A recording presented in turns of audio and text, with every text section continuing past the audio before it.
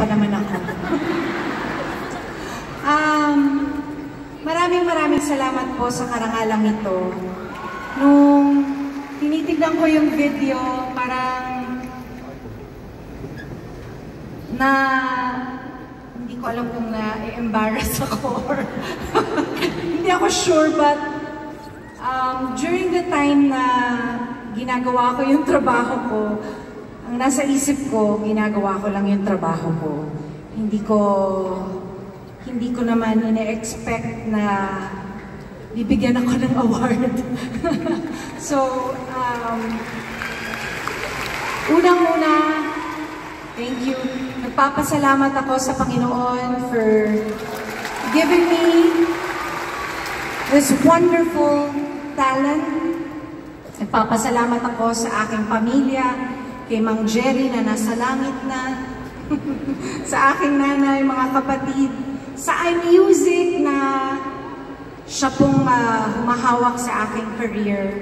I would also like to honor my first manager who trusted me when I was still Jonah, Ronnie Nares and family. I was with him for like 12, 13 years. So thank you very much, Mr. H, for giving me the chance, and sa lahat po ng mga nagbigay ng opportunity po para po ako ay makapag-concert, para makapag-record kay Boss Vic, sa lahat ng taong tumulong sa akin, maraming salamat po. I dedicate this award to my husband and our children. Sa inyo pong lahat, kanina nakaupo ako doon, nakita ko yung ang daming, well, kumunti na, nag-uwian na sila ngayon, pero kanina. Ang daming artists, napaproud po ako. Ang laki na pala talaga ng narating ng OPM.